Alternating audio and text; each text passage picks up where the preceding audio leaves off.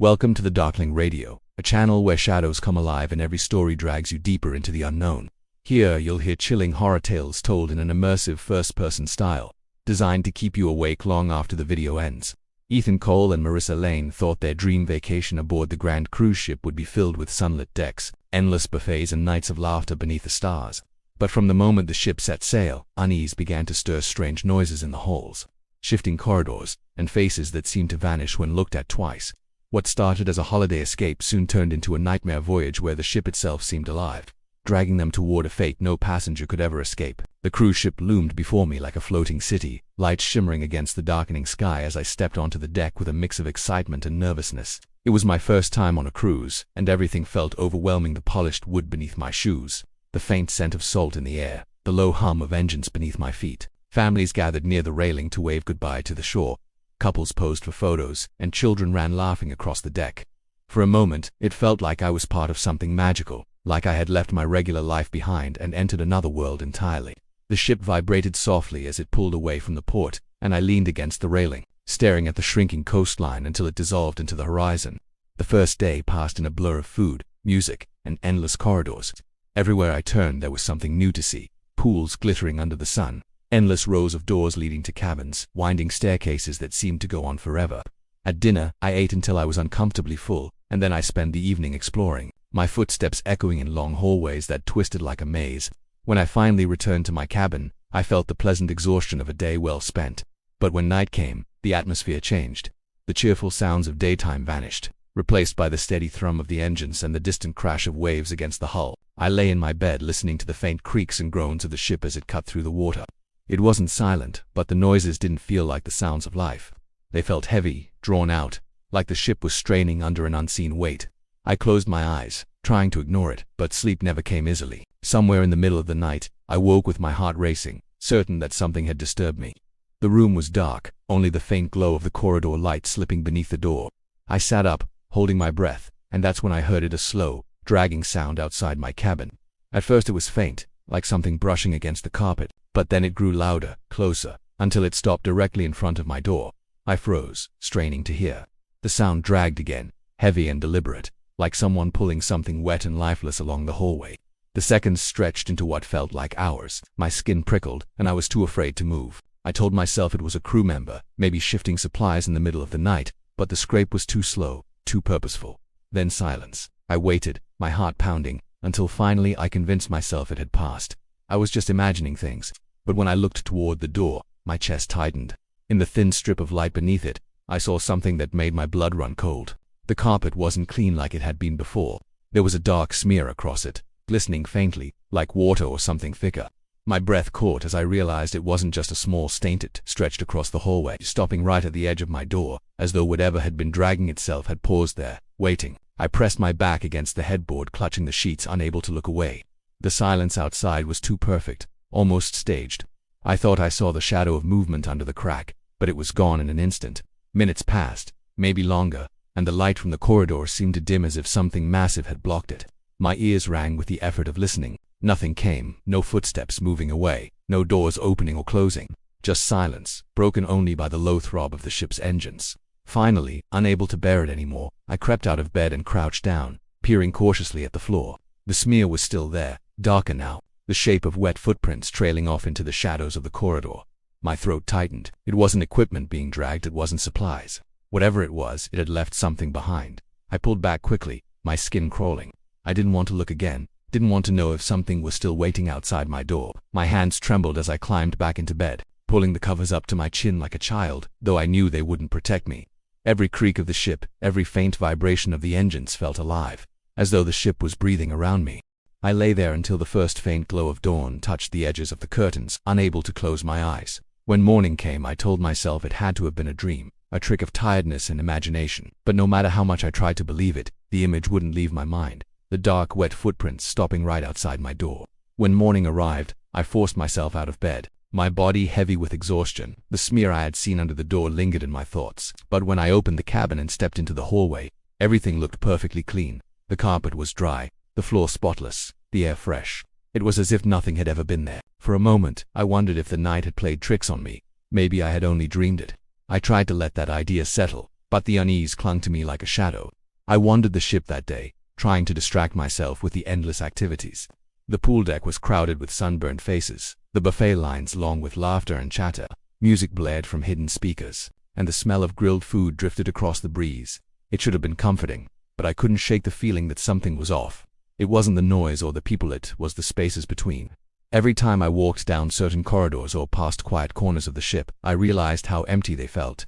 Whole sections seemed deserted, like wings of a building no one used. The strangest thing was how icily the ship seemed to change. A staircase I swore I had taken before now ended in a locked door. A hallway that had felt short the day before seemed to stretch far too long, bending subtly in ways that made my stomach twist. The crew moved quickly through the ship, but when I tried to catch one's eye, they always looked past me, as if I wasn't there at all. I brushed it off as coincidence, but inside I was growing more unsettled. That night I promised myself I would stay awake, if only to prove to myself that nothing was wrong. I sat in the dark cabin with the lights off, listening to the soft throb of the engines. Hours passed, and my eyes grew heavy, but I refused to lie down. Around midnight, the ship shifted. It wasn't just the groan of steel, it felt as though the walls themselves were tightening around me. Then came the sound I had dreaded. The dragging noise returned, slow, heavy, scraping across the hallway carpet. My pulse quickened as it came closer, inch by inch, until it stopped right outside my door again. I pressed my ear against the wood, the thin barrier suddenly feeling like paper between me and whatever waited on the other side. At first, there was nothing but the scrape of something shifting its weight. Then I heard it breathing, slow, uneven, like something struggling for air. My skin turned cold. The sound wasn't distant or muffled. It was pressed against the door itself, as if something leaned there, listening for me. The breathing grew louder, more strained. My hand trembled as I held it against the door, and I could feel the faint vibration of something alive on the other side. Then, as if to confirm my worst fears, I heard the faint, deliberate tap of fingers brushing across the wood. Not knocking, just sliding, dragging across the surface in a slow pattern, like it was testing the boundary between us. I stayed frozen, every muscle in my body tight. Minutes passed, though it felt like hours. Then the tapping stopped, and silence fell again. I thought it was over, until I noticed the light beneath the door dimming. My breath hitched. Something was blocking it. I fumbled with my phone, turned on the flashlight, and lowered it to the floor, shining the narrow beam through the crack. For a heartbeat, I saw only the carpet. Then something filled the gap, staring back at me. An eye, bloodshot, wet, unblinking. It didn't flinch at the light, didn't move a weight, simply watched. My chest seized with terror. I pulled the phone back, the beam shaking in my trembling hands. When I dared to look again, the light beneath the door was empty. I couldn't bring myself to sleep after that. I sat in the corner of the cabin, knees pulled tight to my chest, staring at the door as though it might burst open at any second. The sound of the ship became unbearable, the constant vibration, the faint creaks, the subtle shifts in the hull. I told myself morning would come, that everything would be normal again when the sun rose. But deep down, I knew I hadn't imagined it. There had been something alive on the other side of that door, and it had been close enough to breathe against the wood. I didn't close my eyes once the rest of the night. I sat frozen in the corner, my head heavy, my body aching with fatigue, but I couldn't risk falling asleep. Every sound from the hallway made me flinch. Every creak of the ship felt like footsteps. When the morning light finally spilled through the thin curtains, I gathered my strength and pushed myself to leave the cabin. I needed to see people, to remind myself I wasn't alone on this floating city. The deck was alive with activity when I arrived. People lounged in chairs, drinks in hand, music pulsed from speakers, and laughter filled the air. Yet, as I walked among them, something felt wrong. I tried to smile at strangers, even brushed close to a group gathered near the pool, but no one seemed to notice me. Their eyes passed over me as if I weren't there. I waved once, desperate for acknowledgement, but their gazes slid past as though I was only another shadow moving through the crowd. A sharp chill crept down my spine. I hurried back inside the ship, my mind racing. The corridors felt longer this time, but stretching in unnatural ways, the lighting dimmer than I remembered. Doors lined the walls on either side, their numbers flickering faintly as if shifting under the glow of the bulbs. When I finally reached what I thought was my cabin, I froze. The number on the door wasn't the same. My cabin had been on this floor.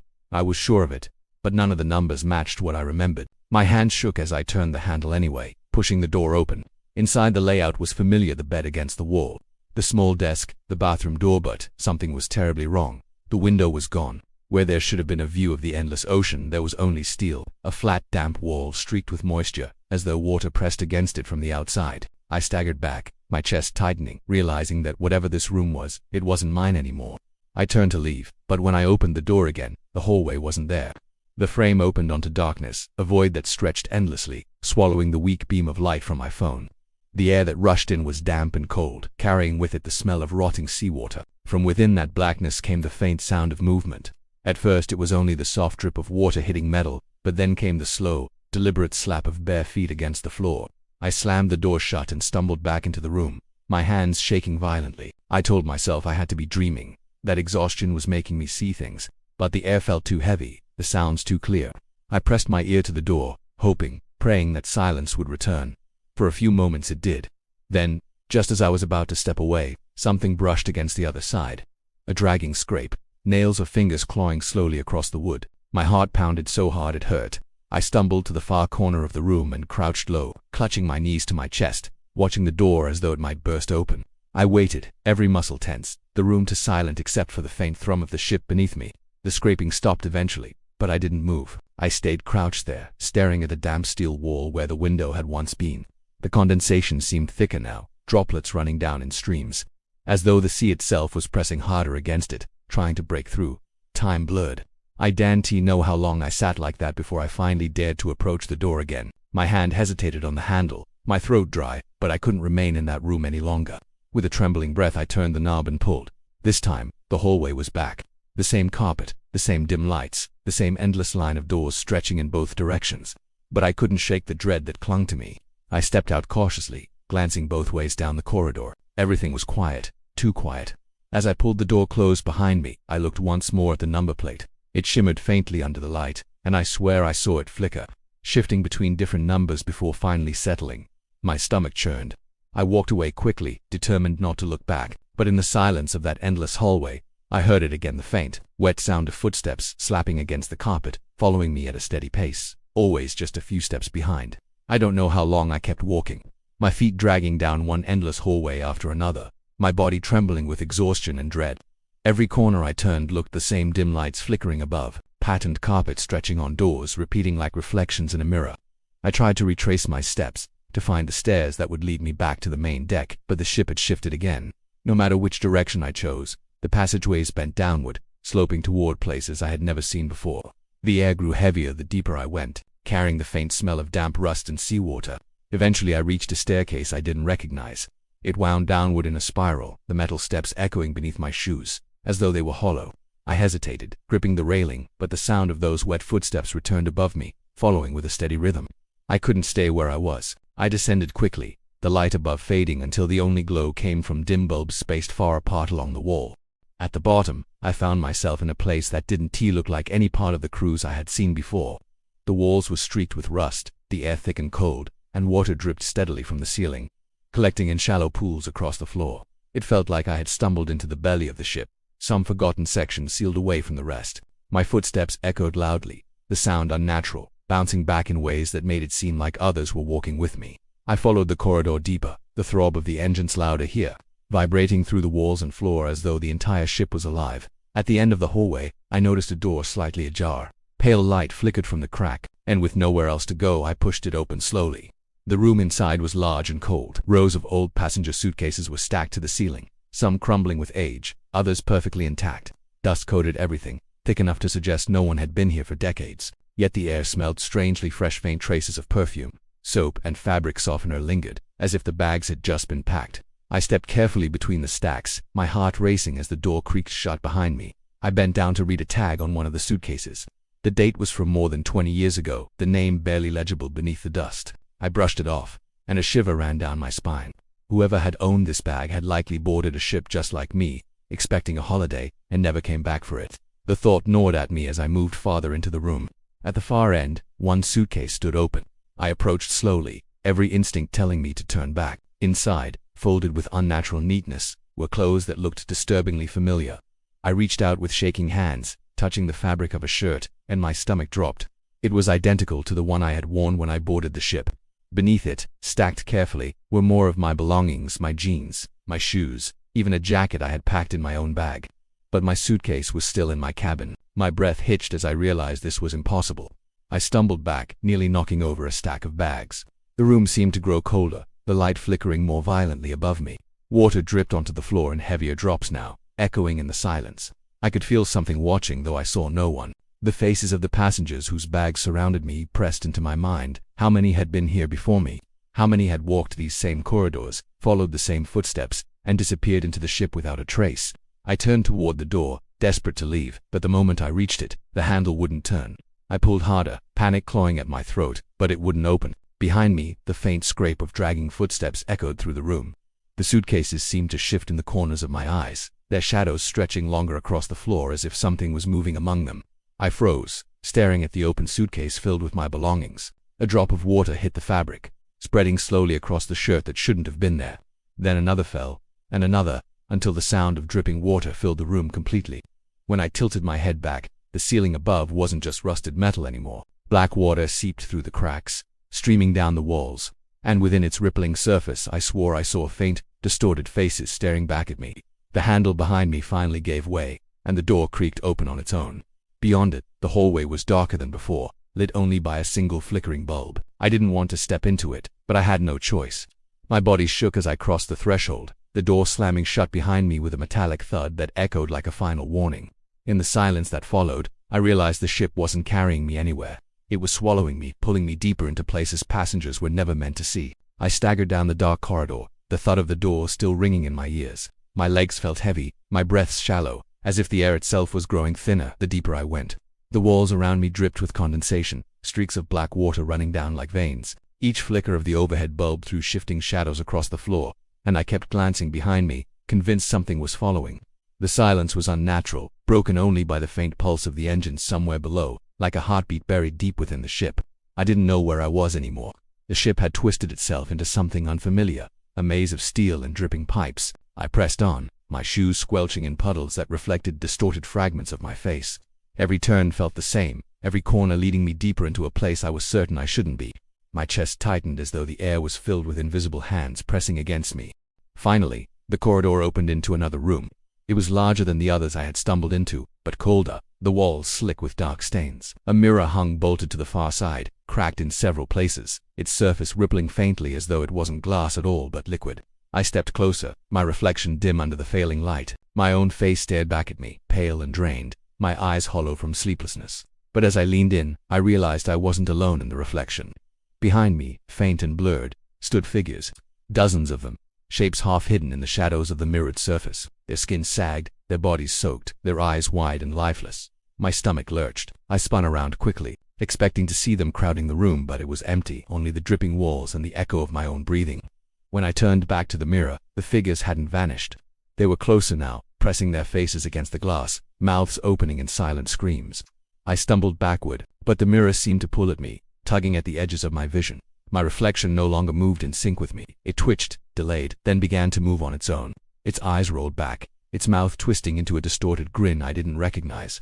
My body froze as though my own image was mocking me, showing me a version of myself I couldn't escape. The mirror rippled again, and water seeped from its edges, running down the wall and pooling at my feet. The room filled with the sound of dragging footsteps, louder than ever, circling me though no one was there. I pressed myself against the wall, trembling, as the reflection of my body reached out a hand and pressed it against the glass. The drowned figures behind it pressed closer to it, their hands smearing the surface as if begging to be let through. The water around my shoes grew deeper, rising to my ankles, then my knees, black and ice cold. I tried to run, but the door I had entered through was gone, replaced by a steel wall that dripped endlessly. My only escape was the mirror, but every instinct screamed that stepping closer would mean the end. Still, the water climbed higher, pulling at me, forcing me toward it. When the cold reached my chest, I gasped, my breath ragged. My reflection tilted its head, that same unnatural grin stretching across its face. Behind it, the drowned figures pressed harder, their mouths opening wider until the sound finally came. A chorus of muffled screams vibrated through the glass, growing louder until it felt like my skull would split. I covered my ears, but it didn't stop. The voices were inside my head now, pulling me down, pulling me closer. The water rose over my shoulders, my chin, until I was choking, gasping for air that wasn't there. I clawed at the walls, but my hands slipped on the wet steel. The last thing I saw before the water closed over my head was my reflection smiling wider, pressing its face against the glass as though waiting for me. And then the world went black. When I opened my eyes, I was standing on the deck of the ship again. The sun shone overhead, the ocean stretched endlessly, and passengers laughed and sipped drinks around me. For a moment I thought it had all been a nightmare, but as I reached for the railing my hand passed right through it. My stomach dropped as I realized no one looked at me, no one saw me. They walked past as though I didn't exist, I turned toward the windows of the ship, and in the reflection, I finally saw the truth. My body was there, pale, dripping with water, eyes lifeless. Behind me stood the drowned figures, waiting patiently. The ship had taken me, just as it had taken them, and now I was part of it.